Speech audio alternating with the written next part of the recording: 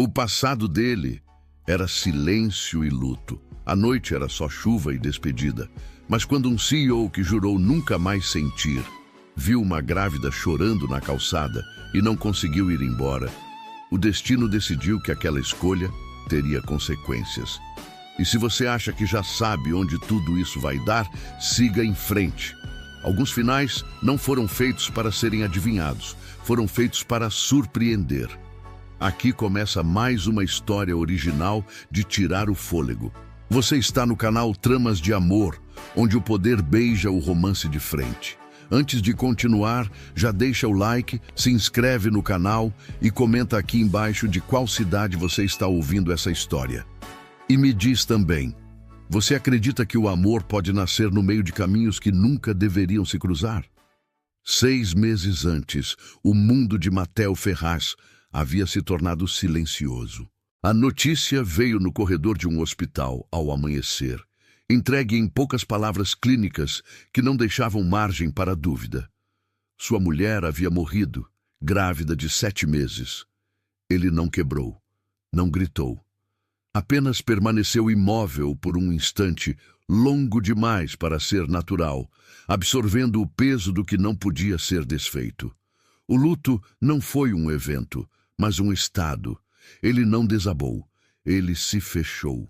Mergulhou no trabalho com a fúria controlada de quem tenta ocupar cada espaço vazio com números e decisões, tornando-se ainda mais frio, mais inacessível.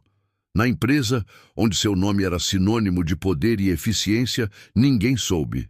A dor não era uma ferida para ser mostrada, era uma armadura invisível e pesada que ele passou a carregar todos os dias. A cafeteria era um ponto de passagem, um interlúdio de 5 minutos em sua rotina blindada. Ele frequentava o lugar sem realmente vê-lo, mas via Clara Vasconcelos. Não o nome, não a história, mas a presença. Uma mulher de movimentos contidos e olhar sereno, carregando uma gravidez de 7 meses com uma dignidade que era quase um ato de desafio. Ela nunca usava a barriga como um pedido de licença. Era apenas parte dela, como a cor de seus olhos. O pai do bebê era uma memória curta, um capítulo que ela se recusou a transformar em drama. Ele não quis assumir, ela não implorou. Seguia em frente, sustentada por uma força que vinha de dentro, silenciosa e inabalável. Para Matteo, ela era a moça do café. A que já sabia seu pedido, mas nunca o antecipava em voz alta. A que lhe entregava o copo sem que seus dedos se tocassem. Uma interação funcional, previsível, segura. Até a quinta-feira em que o mundo dela rachou. Um mal-estar súbito, uma tontura que a forçou a se apoiar no balcão, foi a desculpa perfeita para o corte de custos. A gerente a chamou para a sala dos fundos, o ar-condicionado gelado demais, as palavras ensaiadas. A estabilidade gestacional era um detalhe inconveniente, ignorado em nome da eficiência. O envelope com a rescisão era fino, insultuoso. Clara o segurou, o corpo ereto, o rosto uma máscara de neutralidade. Ela não lhes daria o prazer de vê-la quebrar. Obrigada, eu entendi. A voz saiu firme, um milagre de autocontrole. Sem problema. Eu vou pegar minhas coisas. Cada passo para fora daquela porta era uma batalha contra a gravidade. Ela só se permitiu vacilar quando o ar frio da rua a atingiu. Parada sob o toldo, a chuva começando a cair, ela segurou o envelope contra o peito. E então o choro veio, silencioso, amargo, as lágrimas se misturando às primeiras gotas de chuva em seu rosto. Matteo estava saindo de uma reunião onde havia dissecado planilhas e demitido futuros. A cabeça latejava com a tensão dos números. Ao virar na calçada, ele a viu.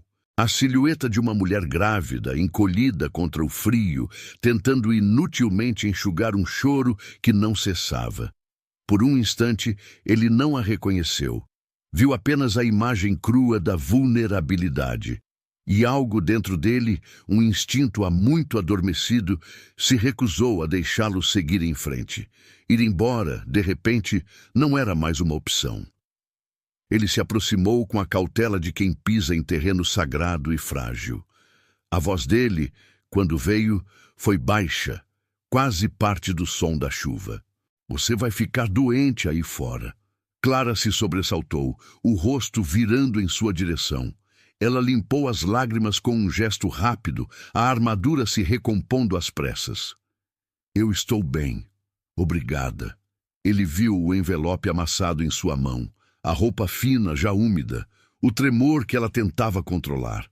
Ele não argumentou, apenas constatou o óbvio. Não parece bem. Eu posso te levar até um lugar seco. O orgulho dela recuou um passo, a desconfiança uma barreira instantânea. Não precisa, eu dou um jeito. Matteo respirou fundo, uma paciência que ele raramente usava em sua vida profissional. Eu não estou oferecendo caridade, só... Não acho certo deixar uma pessoa nessa condição na chuva.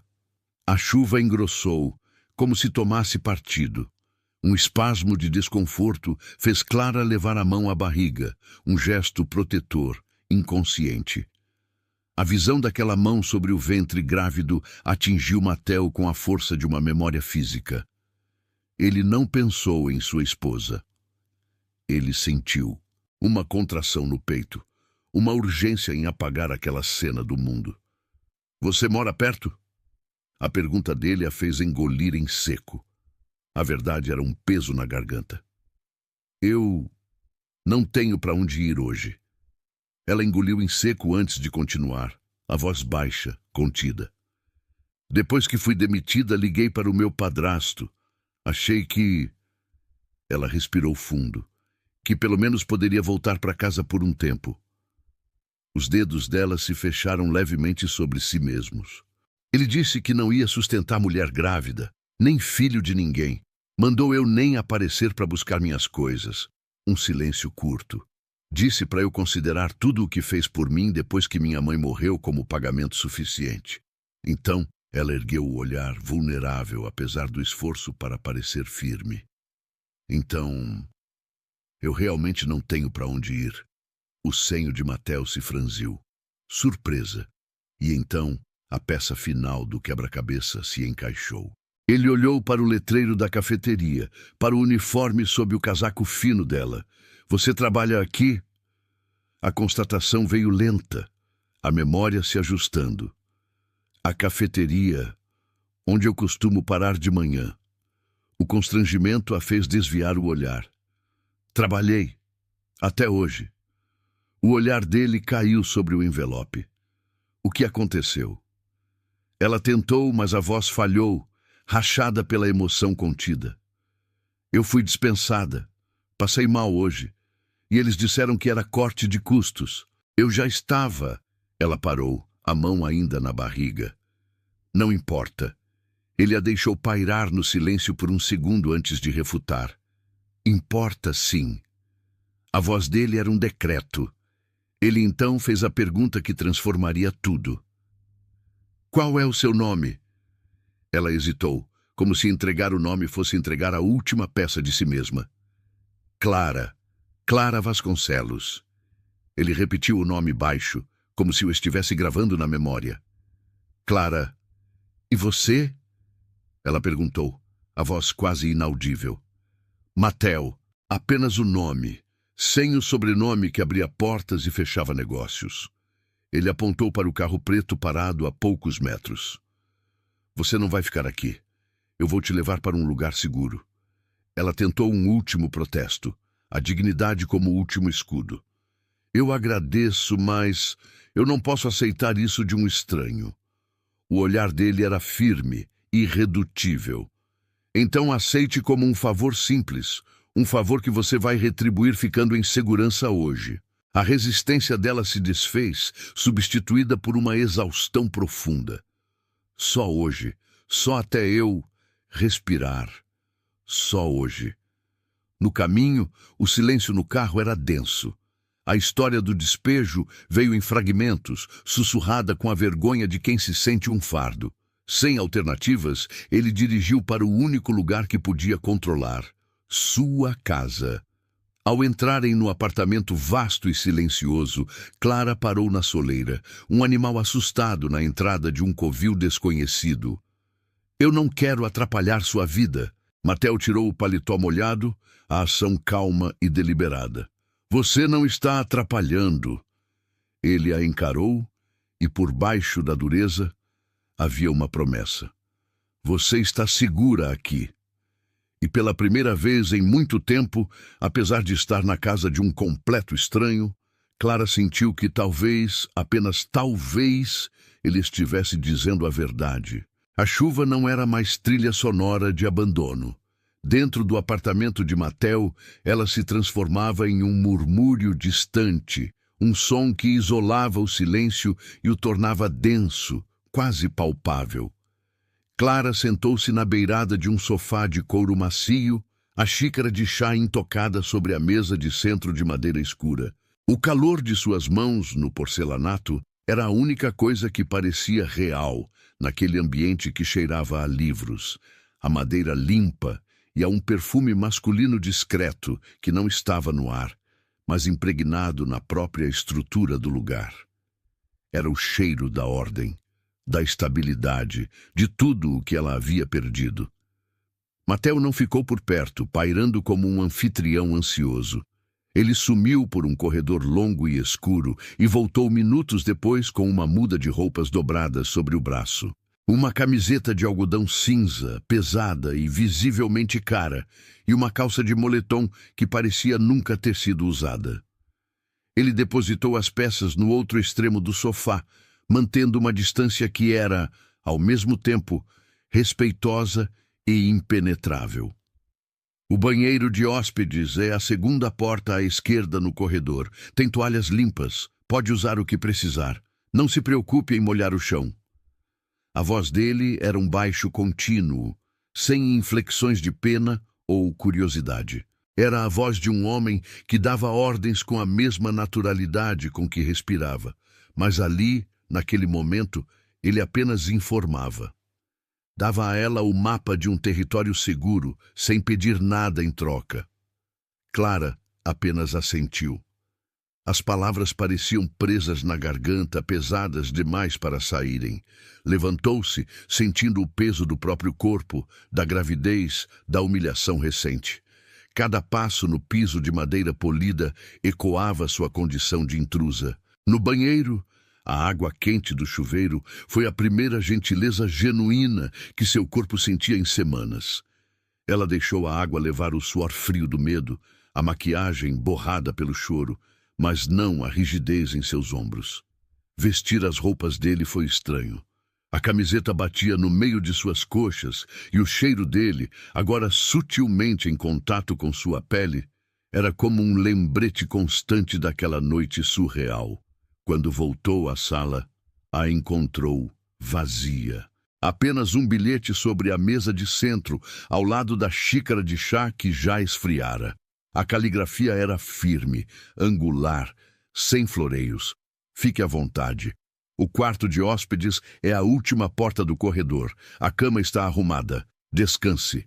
E abaixo, quase como um pensamento posterior, tranque a porta se isso a fizer sentir-se mais segura. Essa última frase a desarmou mais do que qualquer gesto grandioso. Não era um convite, era uma concessão. Uma permissão para que ela mantivesse suas defesas, mesmo sob o teto dele. Ela foi até o quarto, um cômodo impecavelmente neutro, com lençóis brancos e uma janela que dava para as luzes desfocadas da cidade. Ela não trancou a porta. Adormeceu antes mesmo de entender o porquê, exausta demais para lutar contra o conforto de um colchão de verdade. As semanas que se seguiram se desdobraram em uma rotina silenciosa e estranhamente coreografada. Mateo saía antes que ela acordasse, mas a cozinha sempre tinha sinais de sua passagem. Frutas frescas cortadas e guardadas em um pote de vidro na geladeira, um pão artesanal sobre a bancada, um bilhete indicando uma consulta médica que ele havia marcado para ela com o melhor obstetra da cidade. Ele não perguntava se ela queria ir. Ele simplesmente criava o caminho e deixava que ela decidisse se iria percorrê-lo. Clara, por sua vez, tentava pagar sua estadia com gestos. Mantinha o apartamento impecável, lavava a pouca louça que ele usava, preparava o jantar e o deixava coberto no forno, mesmo sem saber a que horas ele voltaria. Eles raramente se cruzavam. Quando acontecia, as conversas eram breves, funcionais, sobre o bebê, sobre a próxima consulta. A tensão entre eles não era romântica. Era a tensão de dois estranhos compartilhando um espaço íntimo, cada um com seus próprios fantasmas e um abismo de palavras não ditas entre eles. Em uma noite, ele chegou mais cedo. A chuva batia contra o vidro da janela da sala, um eco da noite em que se conheceram. Clara estava sentada no sofá, um livro sobre maternidade no colo, mas seus olhos estavam perdidos na paisagem urbana molhada. Mateo parou na entrada da sala, o paletó ainda no corpo, a pasta de couro na mão. Ele a observou por um instante, a luz do abajur criando um contorno suave em sua barriga proeminente. Como foi a consulta hoje? Ele perguntou, quebrando o silêncio. Foi boa. O doutor disse que Rafael está ótimo, crescendo rápido. Ela usou o nome que havia escolhido e Mateo notou. Um pequeno sorriso, quase imperceptível, tocou o canto de seus lábios antes de desaparecer. Rafael é um bom nome, forte. Ele se aproximou, sentando-se na poltrona em frente a ela.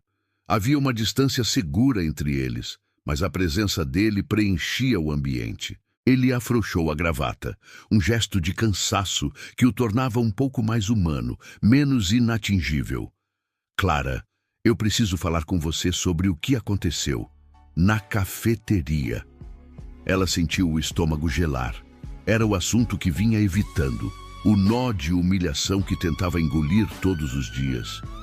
Não há o que falar, Mateo. Acabou. Eu só preciso arranjar outra coisa depois que o bebê nascer. Ele a encarou e pela primeira vez ela viu uma faísca de algo duro em seu olhar. Não era raiva contra ela, mas uma indignação fria, calculada. O que fizeram com você não foi certo. A voz dele era baixa, mas cada palavra tinha o peso de uma sentença.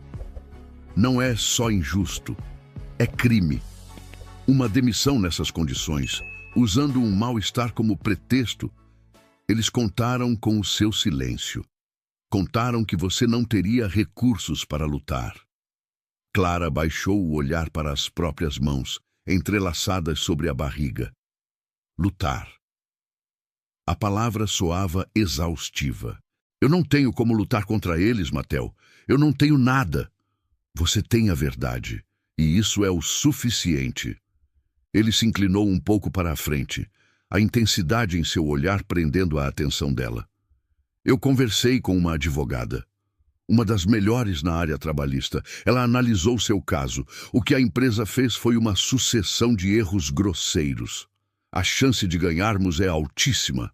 Clara o encarou, atônita. Ele não havia perguntado, ele havia agido. Ganhar o quê? Um processo? Mateo, isso leva anos, custa dinheiro que eu não tenho, e eu não quero mais confusão na minha vida. Eu só quero paz para ter o meu filho. O dinheiro não é um problema. Ele disse a frase como quem comenta sobre o tempo, um fato imutável. E não se trata de confusão. Trata-se de justiça, de não permitir que eles façam isso com outra pessoa. Você não precisa fazer nada, apenas dar o seu consentimento. A doutora Ribeiro cuida de tudo. O silêncio que se seguiu foi preenchido pelo som da chuva. Clara sentia-se encurralada, não pela pressão dele, mas pela lógica irrefutável de suas palavras. Ele estava oferecendo a ela não apenas ajuda, mas a chance de reaver sua dignidade. E isso era tentador e assustador na mesma medida. Foi naquela mesma semana, numa noite sem chuva, de céu limpo e ar frio, que ela não aguentou mais. Ele estava na cozinha, de costas para ela, servindo-se de um copo d'água. A camisa social branca, com as mangas dobradas até os cotovelos, revelava braços fortes e um relógio caro no pulso. Ele parecia um predador em seu habitat natural. confiante, poderoso, no controle de tudo. E ela era apenas um animal ferido que ele havia recolhido da tempestade. A dissonância era grande demais. Sua voz saiu quase como um sussurro, frágil, mas determinada. Mateo. Ele se virou, o copo d'água na mão. Seu rosto estava impassível, mas seus olhos, sempre atentos, focaram nela. Por que você está fazendo tudo isso por mim? A pergunta pairou no ar, carregada com o peso de todas as noites silenciosas, de todas as gentilezas não solicitadas, de toda a gratidão que ela sentia e não sabia como expressar.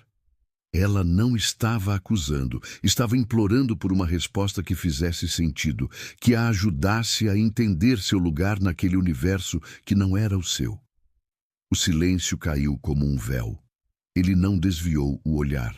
Apenas ficou ali, parado, o homem que comandava um império de concreto e aço, subitamente exposto por uma pergunta simples. Ele pousou o copo na bancada de mármore com uma lentidão calculada. A mandíbula dele se contraiu levemente. Ele controlou a emoção, engoliu o que quer que estivesse subindo por sua garganta. Não houve drama, apenas uma honestidade brutal e contida. 6 meses atrás, a voz dele saiu um pouco mais rouca que o normal. Eu perdi minha esposa. Clara prendeu a respiração. O ar pareceu ficar rarefeito. O mundo inteiro se resumiu àquele instante, àquela confissão que ele soltou como se arrancasse um pedaço de si mesmo. Ele continuou, a voz firme, traçando uma linha clara na areia, um limite que ela não deveria cruzar. Ela estava grávida. O impacto daquelas palavras a atingiu como uma onda. Tudo fez sentido, e ao mesmo tempo, nada fez. A dor, o cuidado, a insistência. Ela era um eco, um fantasma. Antes que pudesse formular um pensamento, antes que a pena ou a compaixão pudessem tomar forma em seus olhos, ele a cortou. Mas não é por isso que eu estou aqui. A frase foi um golpe. Precisa-o afiada, inegociável. Você não é substituta de ninguém. Ele deu um passo na direção dela, diminuindo a distância, forçando-a a encarar a verdade nua de suas palavras. Eu estou aqui porque o que fizeram com você foi errado, e eu não ignoro injustiças. Simples assim. Ele não ofereceu mais nada, nenhuma história triste, nenhum desabafo, apenas a declaração de um princípio, e de repente Clara entendeu. Ele não a estava salvando porque ela o lembrava de sua perda. Ele a estava salvando porque em seu mundo ordenado e regido por regras claras, a injustiça era uma equação que precisava ser resolvida, um erro que precisava ser corrigido. E talvez, apenas talvez, ao consertar a vida dela, ele estivesse tentando, desesperadamente, consertar algo que havia quebrado dentro dele. A cozinha, antes um território neutro, agora vibrava com o peso da confissão de Mateo. As palavras dele, você não é substituta de ninguém, não foram um consolo, mas uma demarcação de fronteiras. Ele havia construído um muro entre o passado dele e o presente dela, e essa clareza era, paradoxalmente, a coisa mais íntima que já havia compartilhado. Clara não conseguiu responder.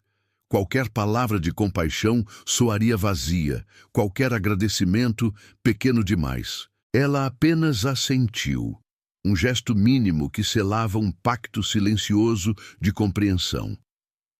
Naquela noite, a distância entre seus quartos pareceu diminuir, não por proximidade física, mas porque o espaço entre eles agora estava preenchido por uma verdade complexa, em vez de um vazio de suposições. Os dias se transformaram em semanas, e a rotina deles se aprofundou. A presença de Clara no apartamento deixou de ser uma anomalia para se tornar um ritmo suave no fundo da vida de Mateo. Ele continuava saindo antes do amanhecer e voltando tarde, mas agora, às vezes, encontrava-a acordada, lendo sob a luz fraca de um abajur. As conversas se alongaram, passando de meros comunicados para trocas cautelosas. Falavam sobre o bebê, sobre os livros que ela lia, sobre as notícias do dia. Nunca sobre ele, nunca sobre ela antes daquela noite de chuva. Eram dois estranhos construindo um presente frágil sobre as ruínas de seus respectivos passados. O processo contra a cafeteria avançava em segundo plano, um motor distante orquestrado pela advogada de Mattel, a doutora Ribeiro. Era uma mulher de fala rápida e terninhos impecáveis, que tratava Clara com um respeito profissional que a fazia se sentir menos uma vítima e mais uma cliente. Elas se encontravam na sala de jantar de Mattel, às 3, em raras ocasiões. Mattel ficava em silêncio na maior parte do tempo, observando, a mandíbula tensa, o olhar frio sempre que os detalhes da demissão eram revisitados. Ele não interferia, mas sua presença era uma força gravitacional que garantia que nada fosse deixado ao acaso. Para ele, aquilo não era vingança, era restauração da ordem. Enquanto a barriga de Clara crescia, tornando-se uma presença impossível de ignorar, algo em Mattel começou a mudar. Eram alterações minúsculas, quase imperceptíveis. Um dia, ele chegou em casa com uma poltrona de balanço de design elegante.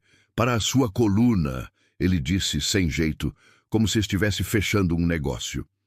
Em outra noite, ela o encontrou na cozinha, desembalando um carrinho de bebê de última geração, estudando o manual de instruções com a mesma concentração que dedicava a um contrato multimilionário. Ele montou o carrinho inteiro em silêncio, testou as rodas, o freio e depois o deixou dobrado em um canto da sala, como uma escultura moderna esperando por seu propósito. Clara observava tudo com um misto de gratidão e pânico.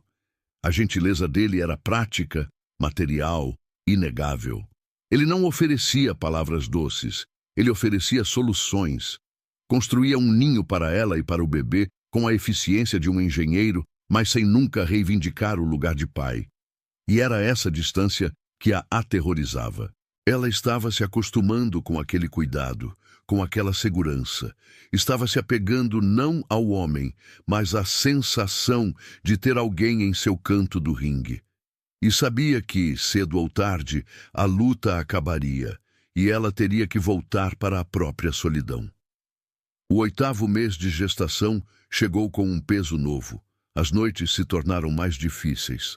Rafael se mexia constantemente e Clara passava horas acordada, a mão espalmada sobre a barriga, sentindo a vida que pulsava dentro dela. Em uma madrugada particularmente inquieta, ela se levantou para beber um copo d'água e encontrou a luz do escritório de Mattel acesa. A porta estava entreaberta. Curiosa, ela se aproximou em silêncio. Ele estava de costas, sentado em sua cadeira de couro, olhando para a tela de um tablet. Mas não eram gráficos de ações ou e-mails de trabalho que ele via. Era uma ultrassonografia.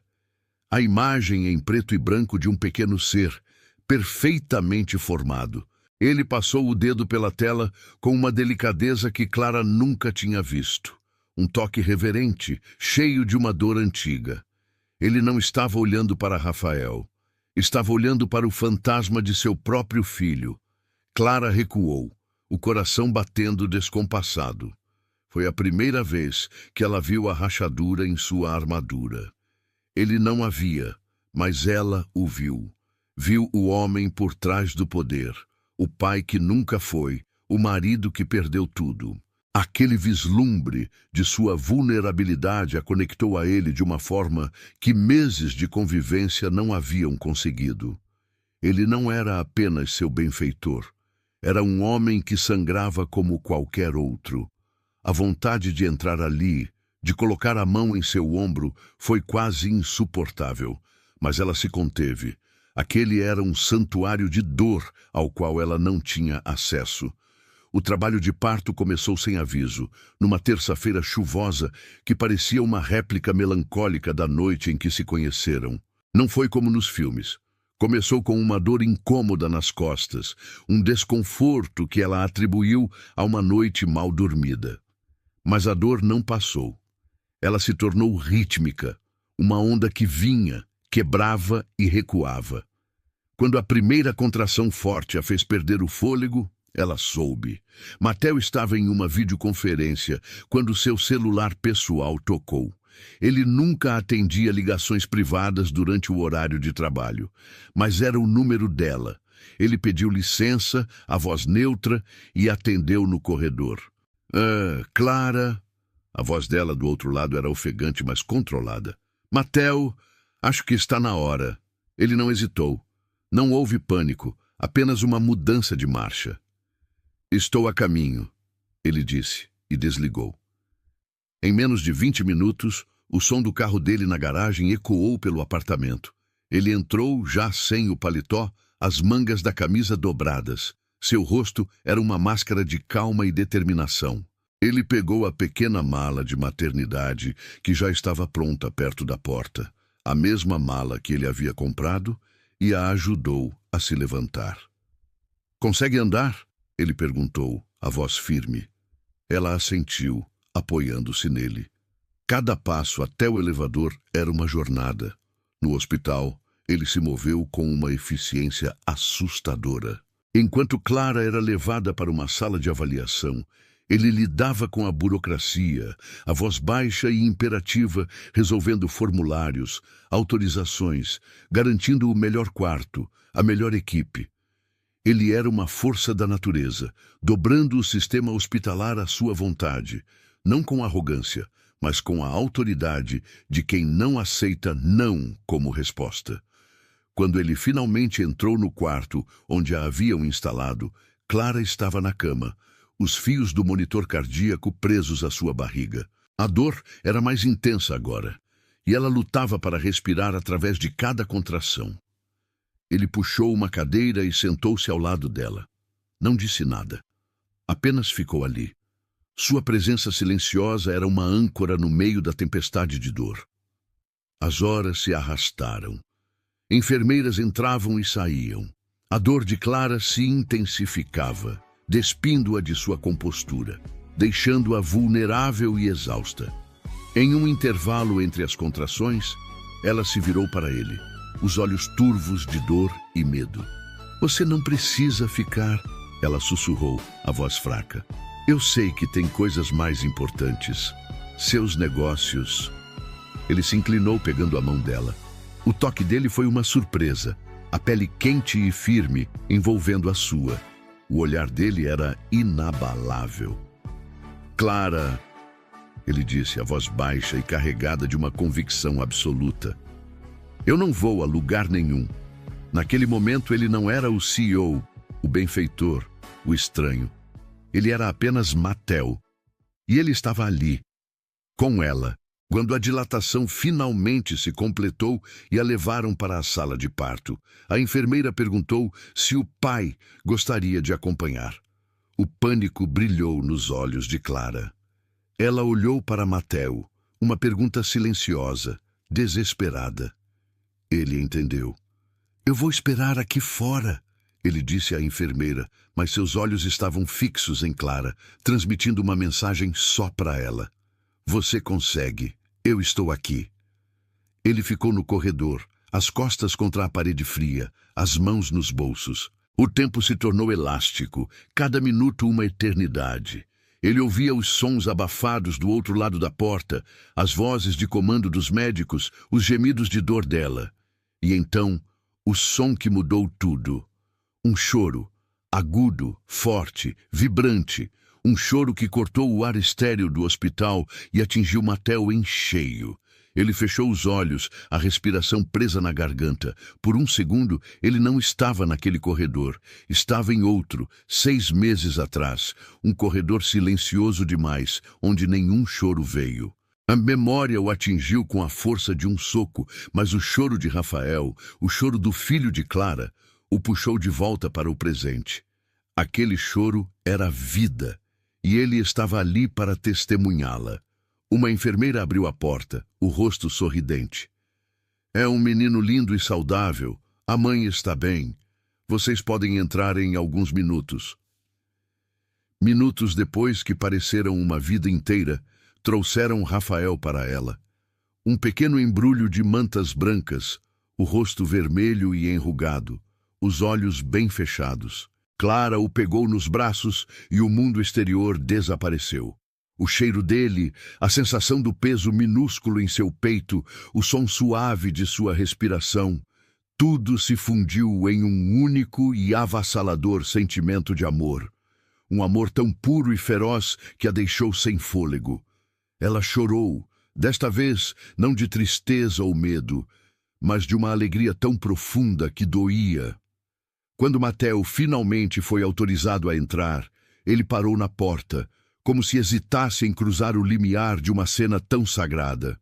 Clara estava na cama, o bebê em seus braços, o rosto dela transformado, iluminado por uma serenidade que ele nunca tinha visto. Ela ergueu os olhos e o viu ali. Um sorriso cansado, mas genuíno, tocou seus lábios. Mateo, venha conhecê-lo. Ele se aproximou devagar, os passos incertos no piso polido. Parou ao lado da cama, o olhar fixo, não no bebê, mas no rosto de Clara. Ele parecia estar memorando aquela imagem, a força dela, a resiliência que a havia levado até ali. Só então ele baixou os olhos para o pequeno ser em seus braços. Por um longo instante, Mateo não se moveu, apenas olhou. O homem que comandava reuniões, que movia milhões com uma assinatura, estava completamente imóvel diante de 3,5 quilos de vida nova. Sua expressão era indecifrável. Não havia sorriso, não havia lágrimas, apenas uma intensidade contida, como se ele estivesse absorvendo cada detalhe, cada pequeno movimento do bebê. A primeira noite no hospital foi um borrão de exaustão e adrenalina para Clara. Rafael era um bebê faminto e inquieto. Ele chorava, um som agudo que parecia pequeno demais para o tamanho do mundo, mas grande o suficiente para preencher cada canto do quarto e do coração de Clara. Ela o amamentava, trocava-o, ninava-o, mas o choro persistia. Era um choro de desconforto, de quem ainda não entendia a separação, o frio, a fome. Pela manhã, a exaustão havia vencido Clara. Ela mal conseguia manter os olhos abertos. Uma enfermeira veio ajudar, mas nada parecia acalmar Rafael. O choro dele estava ficando mais desesperado, e Clara sentia cada lamento como uma falha pessoal. Mateo chegou no início da manhã, trazendo um café que cheirava a normalidade. Ele encontrou a cena, Clara com olheiras profundas à beira das lágrimas, e Rafael em um pranto inconsolável no pequeno berço de acrílico. Ele não disse nada. Apenas pousou o café na mesa, aproximou-se do berço e observou o bebê por um momento. "Posso?" ele perguntou, a voz baixa, o olhar direcionado a Clara. Ela apenas assentiu, exausta demais para formular uma frase. Mateo lavou as mãos meticulosamente na pia do quarto, um gesto metódico, quase ritualístico. Então, ele se inclinou e, com uma delicadeza que parecia impossível para um homem de seu tamanho, pegou Rafael nos braços. O movimento foi seguro, experiente. Ele ajeitou o bebê contra o peito, uma mão grande e firme apoiando a cabeça minúscula, a outra envolvendo o corpo pequeno. Ele começou a andar pelo quarto, passos lentos e ritmados. E então ele começou a falar. Não era uma canção de ninar, não eram palavras doces. Era apenas a voz dele, baixa e constante, um murmúrio grave que vibrava em seu peito. Ele falava sobre o tempo lá fora, sobre o trânsito na avenida, sobre uma notícia que lera no jornal. Coisas banais, sem sentido para o bebê. Mas o som era tudo. E o milagre aconteceu. O choro de Rafael começou a diminuir. Os soluços se tornaram menos frequentes. O corpo pequeno, antes tenso e se contorcendo, começou a relaxar contra o peito de Mateo. Em poucos minutos, o choro cessou completamente, substituído por uma respiração suave e regular. Rafael havia adormecido. Adormecido no colo daquele estranho que cheirava a segurança e cujo coração batia como um metrônomo constante sob seu ouvido. Clara observava a cena, a xícara de café esquecida em suas mãos.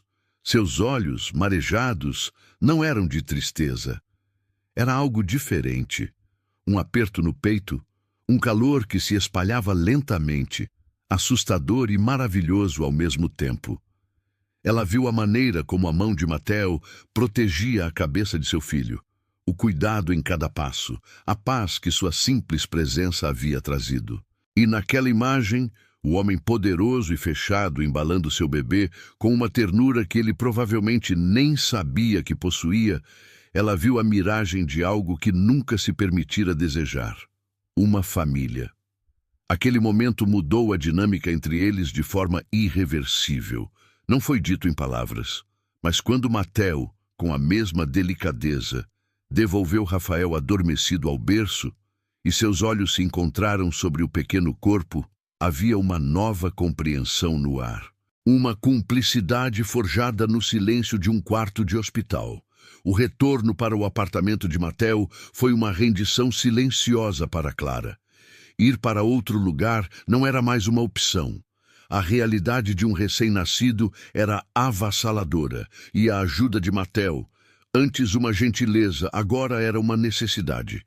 Ele não agia como o dono da casa ou o pai da criança. Ele agia como uma presença. Uma presença que se materializava no meio da noite para trocar uma fralda quando Clara estava exausta demais para se levantar, que garantia que a geladeira estivesse sempre cheia, que assumia o comando quando Rafael tinha crises de cólica, andando com ele pela sala escura por horas a fio até o choro passar. Ele aprendeu os horários, as manias, os diferentes tipos de choro de Rafael. E Rafael, por sua vez, aprendeu a reconhecer o som dos passos dele, o timbre de sua voz.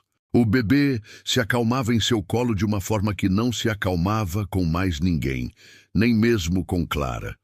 Era um vínculo que se formava diante dos olhos dela, belo e aterrorizante. Uma noite, cerca de 2 meses após o nascimento, o bebê finalmente dormia um sono profundo. A paz no apartamento era quase palpável. Clara estava na cozinha, preparando um chá, quando Mateo entrou. Ele parecia cansado, as linhas de expressão mais profundas do que o normal. Os advogados da cafeteria entraram em contato com a doutora Ribeiro. Ele disse, sem preâmbulos, eles querem um acordo. Clara se virou para ele, surpresa. Um acordo? O que isso significa? Significa que eles sabem que vão perder. E perder feio. A proposta que fizeram é alta. Cobre todos os seus salários atrasados, danos morais e ainda garante uma indenização substancial. O suficiente para você comprar um apartamento, se quisesse, para recomeçar. Recomeçar. A palavra ecoou no silêncio. Era tudo o que ela queria antes. Uma chance de ter sua própria vida, seu próprio espaço, de não dever nada a ninguém. Mas agora a ideia de ir embora, de levar Rafael para longe daquela casa, daquela segurança, da presença constante de Mateo, a enchia de um pavor que ela não sabia nomear. Ela olhou para ele, para o homem que havia entrado em sua vida como uma tempestade e se tornado seu porto seguro. Ele estava lhe entregando a liberdade em uma bandeja de prata, a chance de não precisar mais dele. E ela percebeu que essa era a última coisa que queria no mundo. A dignidade, que sempre fora sua bússola, agora apontava em uma direção confusa. Ela precisava ir embora, precisava reconstruir sua vida. Mas seu coração, um traidor recém-descoberto, se recusava a obedecer. Naquela noite, ela tomou uma decisão. O bebê dormia no quarto ao lado. A casa estava mergulhada na penumbra silenciosa da madrugada. Ela caminhou pelo corredor, os pés descalços no chão frio, e parou em frente à porta do quarto dele.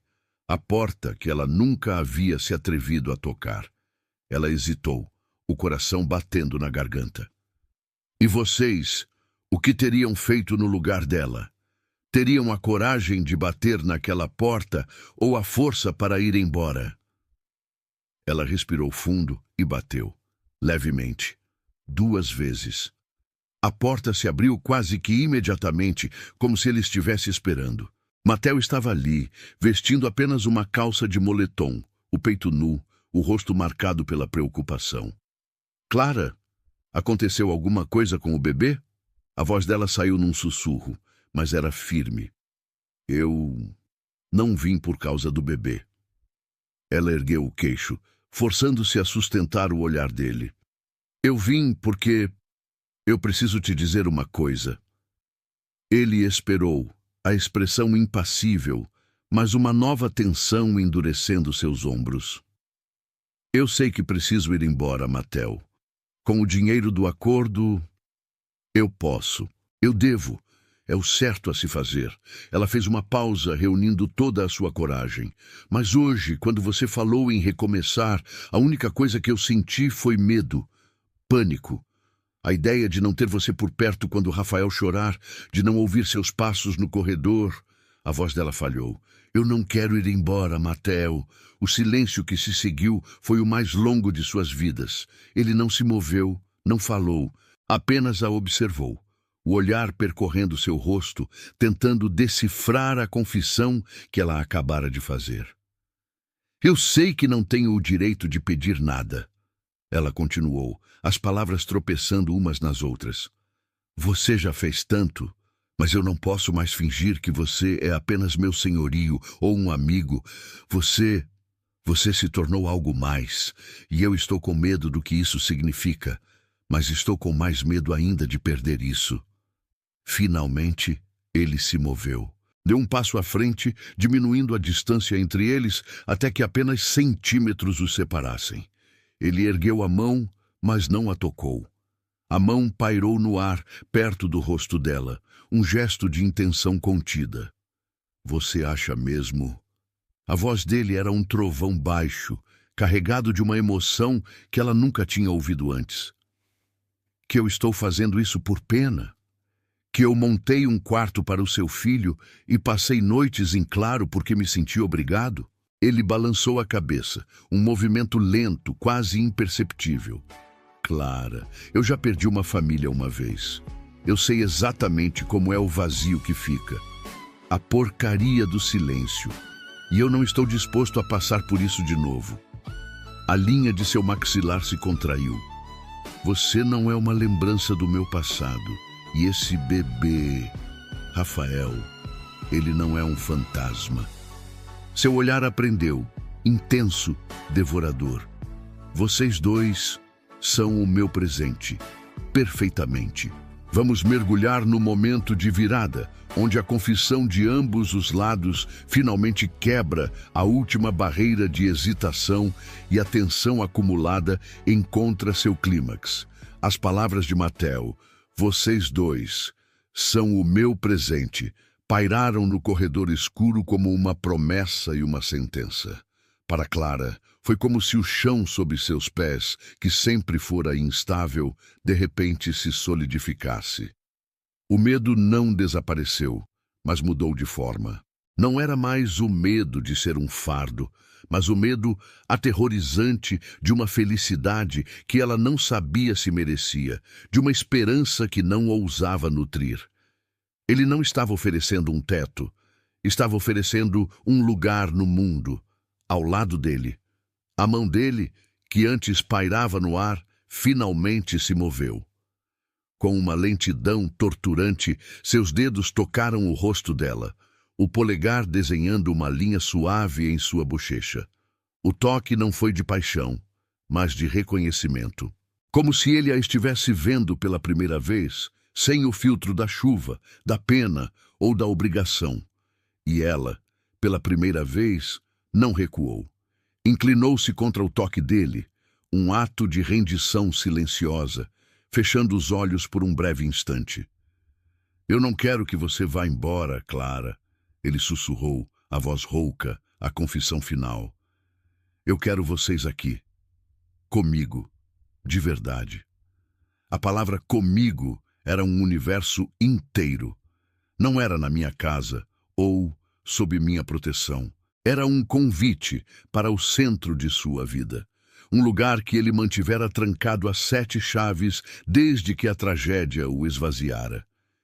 Ele se inclinou e o mundo de Clara se reduziu à distância mínima entre os lábios deles. Ela podia sentir a respiração dele, quente e instável, misturando-se à sua. Podia sentir o calor que emanava de seu corpo, uma promessa de força e segurança. A pausa durou uma eternidade e um segundo. Um momento em que tudo poderia acontecer, em que tudo seria perdoado. Então, ele a beijou. O beijo não foi explosivo. Começou lento, uma pergunta cuidadosa. Seus lábios eram firmes, mas gentis, explorando os dela com uma hesitação que desmentia sua aparência imponente. Clara respondeu com a mesma incerteza, o corpo tremendo levemente. Era o primeiro beijo em anos, o primeiro toque que não era clínico ou acidental. E quando ele sentiu a resposta dela, a hesitação se desfez. O beijo se aprofundou, tornando-se mais firme, mais possessivo, mas sem nunca perder a ternura. Era um beijo de alívio, de fome contida, de meses de palavras não ditas e emoções reprimidas.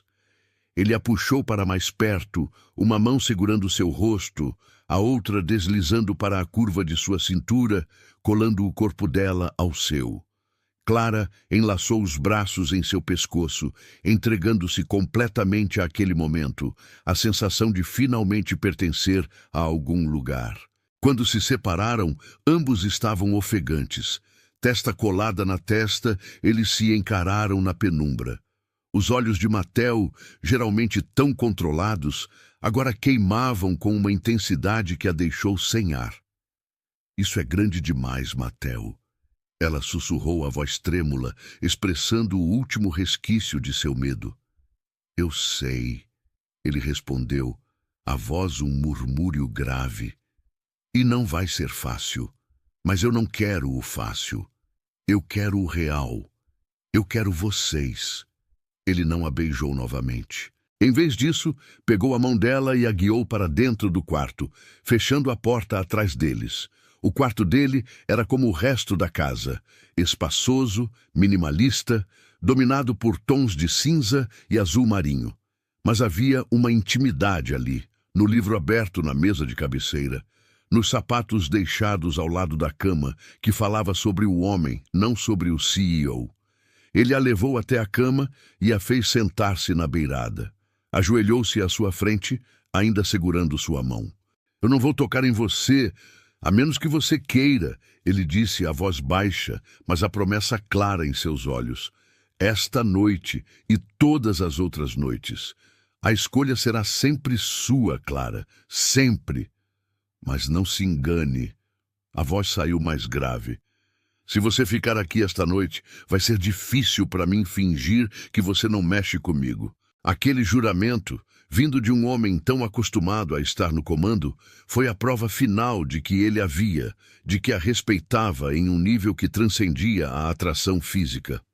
Ele não queria um corpo, queria uma parceira. Clara olhou para o rosto dele, para a sinceridade gravada em cada linha, e o medo finalmente se dissipou, substituído por uma certeza serena. Ela levou a mão livre ao rosto dele, o gesto espelhando o que ele fizera minutos antes. Eu quero, ela sussurrou. A primeira noite deles juntos não foi uma explosão de paixão desenfreada, mas uma exploração lenta e reverente. Cada toque era uma descoberta, cada beijo uma conversa silenciosa. Ele a despiu com um cuidado que beirava a adoração, tratando as novas curvas de seu corpo pós-parto não como imperfeições, mas como o mapa da jornada que a trouxera até ele.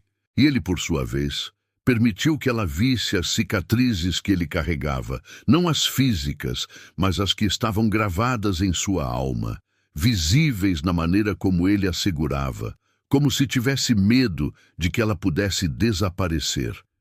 Fizeram amor com a urgência de quem encontra um oásis após uma longa travessia no deserto e com a lentidão de quem quer saborear cada gota.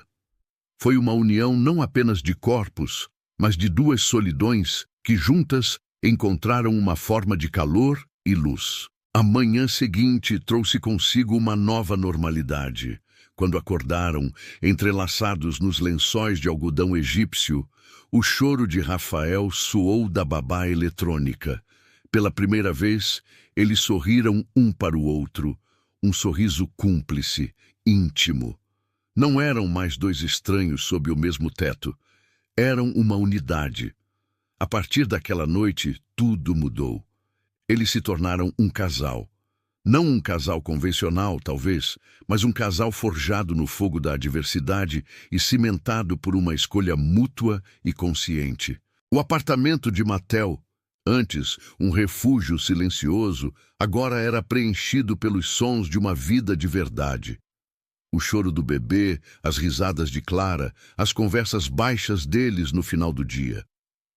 Mattel começou a voltar para casa mais cedo. Clara começou a preencher os espaços vazios da casa com flores, com fotos de Rafael, com o cheiro de comida caseira. O processo contra a cafeteria foi finalizado. Clara aceitou o acordo e o dinheiro, uma quantia que mudaria sua vida, foi depositado em uma conta que Mattel a ajudou a abrir. Mas a ideia de usar aquele dinheiro para ir embora nunca mais foi mencionada. Em vez disso, eles o usaram para mobiliar o quarto de Rafael de forma definitiva, para criar um fundo de poupança para o futuro dele. O dinheiro, que antes representava independência, agora era apenas um tijolo na fundação da família que estavam construindo. Mattel assumiu o papel de pai com uma naturalidade que surpreendeu a todos, exceto a Clara. Ele não era um pai de fim de semana. Era um pai de madrugadas, de consultas pediátricas, de banhos desajeitados que terminavam com mais água fora da banheira do que dentro. Ele aprendeu a decifrar os balbucios de Rafael, a antecipar suas necessidades, e Rafael, em troca, o adorava com a devoção pura que só um bebê pode ter.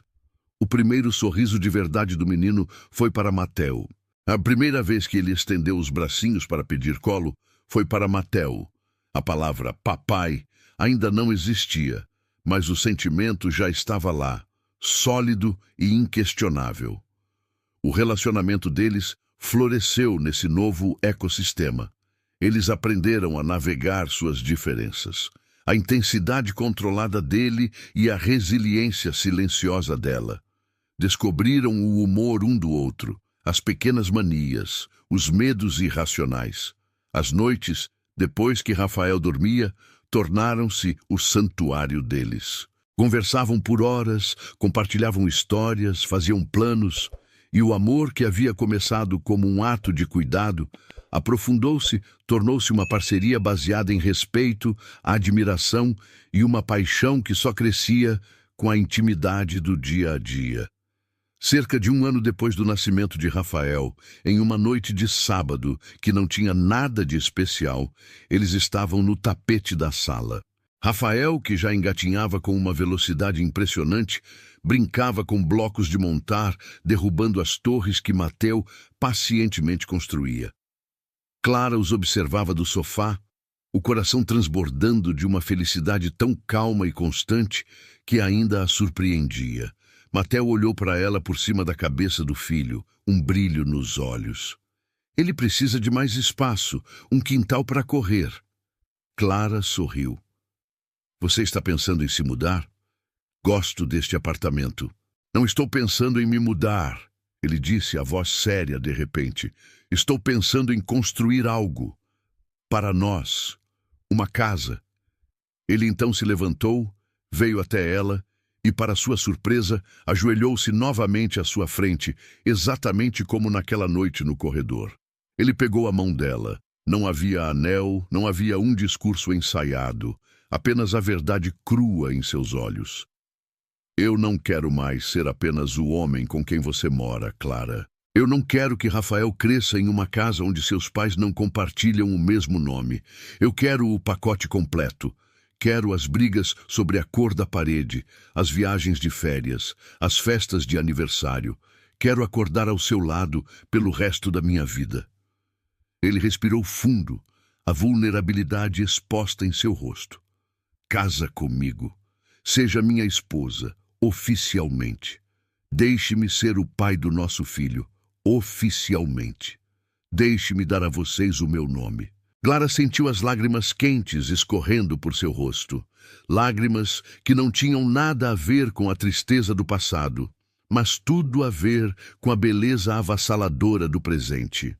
Ela se inclinou e o beijou. Um beijo salgado pelas lágrimas, mas doce com a promessa de um futuro inteiro. Ela aceitou se casar com ele, mas não com um entusiasmo espalhafatoso. O sim veio baixo, firme, carregado de uma certeza que não precisava ser repetida. Nos olhos dela não havia hesitação, apenas a decisão tranquila de quem já havia escolhido muito antes de dizer em voz alta. Para Mateo, foi mais do que suficiente. No tapete, indiferente ao momento que mudava o destino de seus pais, Rafael bateu 2 blocos, um contra o outro, produzindo um som oco. Ele então olhou para eles, abriu um sorriso banguela e soltou um balbucio que, para o coração apaixonado de seus pais, soou exatamente como uma aprovação. A família deles estava completa, ou quase. O sim de Clara não foi apenas uma resposta, foi a dissolução da última sombra de dúvida que pairava sobre seu coração. O beijo que se seguiu, ali no chão da sala, com Rafael como única testemunha, foi a assinatura de um contrato de alma, selando não o fim de suas jornadas individuais, mas o começo de uma única estrada a ser percorrida juntos. O casamento não foi um evento apressado. Fiel à sua natureza, Mateo o planejou com a precisão de um arquiteto e o coração de um homem que, pela primeira vez, não tinha medo de sentir. Eles não se casaram em uma igreja suntuosa ou em um salão de festas badalado. A cerimônia aconteceu no final de uma tarde de primavera, no jardim dos fundos da nova casa que eles ainda estavam construindo. A casa em si era um esqueleto de concreto e vigas de madeira, um símbolo daquele futuro que eles estavam erguendo do zero. Mas o jardim, por insistência de Clara, já estava vivo, plantado com as flores que ela amava e uma grama verde e macia. Os convidados eram poucos. A doutora Ribeiro, que se tornara uma amiga improvável, alguns poucos e genuínos amigos de Mateo do mundo pré-luto e um casal de vizinhos idosos que Clara conhecera em suas caminhadas com Rafael. Era uma assembleia de almas que, de alguma forma, haviam tocado a vida deles. Rafael, com pouco mais de 1 ano, vestido em um pequeno terno que o fazia parecer um banqueiro em miniatura, foi levado ao altar improvisado no colo de Mateo. Clara caminhou sobre a grama, não em um vestido de noiva tradicional, mas em um vestido simples, de cor marfim, que dançava ao redor de seus tornozelos. Ela não precisava de véu ou cauda. Sua beleza irradiava de dentro, de uma felicidade serena que parecia iluminar o ar ao seu redor. Ao chegar ao lado de Mateo, ele lhe entregou Rafael, e eles ficaram ali, os 3, diante do juiz de paz. Eles não trocaram votos longos e poéticos. As promessas deles foram curtas, diretas, forjadas na vida real. Eu prometo ser seu porto seguro, assim como você foi o meu, disse Clara, a voz embargada, os olhos fixos nos dele. E eu prometo nunca mais deixar o silêncio tomar conta da nossa casa, respondeu Mateo, a voz grave ressoando com o peso da convicção.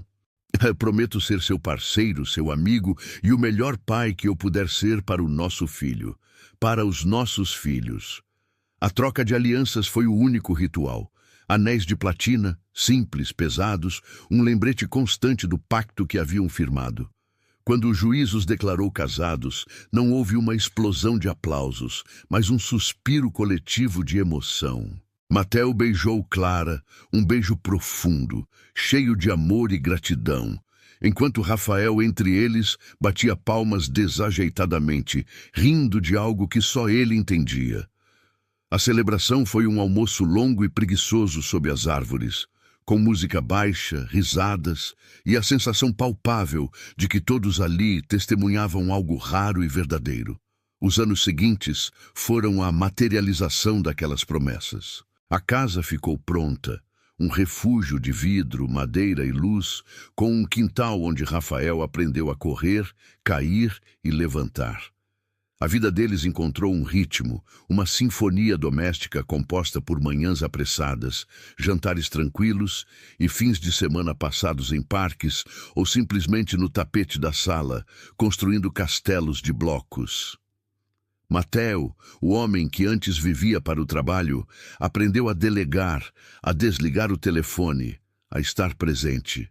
Ele não era menos poderoso em seu império, mas seu reino principal agora era aquele lar. Ele chegava a tempo de dar banho em Rafael, contava histórias desajeitadas antes de dormir e, muitas vezes, adormecia na poltrona do quarto do filho, vencido pelo cansaço. Clara, por sua vez, floresceu. Com o apoio de Mateo, ela usou parte do dinheiro do acordo para investir em si mesma. Fez um curso de confeitaria, sua paixão secreta, e abriu um pequeno ateliê de doces finos que operava a partir de sua própria cozinha. Seu negócio cresceu no boca a boca, não por necessidade financeira, mas por um desejo de criar algo que fosse só seu. Ela se tornou uma mulher de negócios, uma parceira que discutia planilhas e estratégias com Mateo, não mais a moça vulnerável que ele resgatara da chuva. Eles eram uma equipe. Discutiam, como todos os casais, sobre a educação de Rafael, sobre as finanças, sobre qual filme assistir. Mas as discussões nunca terminavam em silêncio. Eles aprenderam a arte difícil do diálogo, a ceder, a pedir desculpas. Mateo, o homem que nunca se explicava, aprendeu a dizer: "Eu estava errado". E Clara, a mulher que sempre se protegeu com o orgulho, aprendeu a aceitar o cuidado sem se sentir diminuída. Será que o verdadeiro amor não é sobre encontrar alguém perfeito, mas sobre ter a coragem de construir algo real com alguém imperfeito? O amor dele se aprofundou, tornando-se algo mais calmo e mais forte que a paixão inicial. Era um amor tecido na cumplicidade de um olhar trocado sobre a cabeça do filho, no gesto de ele trazer um café para ela sem que ela pedisse, na maneira como ela massageava seus ombros tensos no final de um dia longo. Era um amor real, com raízes profundas. Em uma manhã de sábado preguiçosa, quase 4 anos depois daquela noite de chuva, o sol entrava pelas janelas da sala de estar, iluminando partículas de poeira que dançavam no ar. Mateo estava no chão, ajudando Rafael, agora com quase 4 anos, a montar uma pista de corrida complicada. Rafael era uma miniatura perfeita de energia, com os olhos escuros e a determinação do pai, mas com o sorriso doce e a empatia da mãe. Clara os observava da cozinha, preparando panquecas, o cheiro doce enchendo a casa. Ela usava uma camiseta de Mateo, o cabelo preso em um coque bagunçado. A felicidade, ela descobrira, não era um evento grandioso, mas a soma desses pequenos momentos de paz. O som da risada de Rafael era a trilha sonora de sua vida. "Não, papai, a curva é para cá", disse Rafael, com a autoridade de seus quase 4 anos, tentando encaixar uma peça no lugar errado. Mateo sorriu, o tipo de sorriso genuíno e desarmado que ele só dava para seu filho e sua esposa. "Você tem certeza, campeão?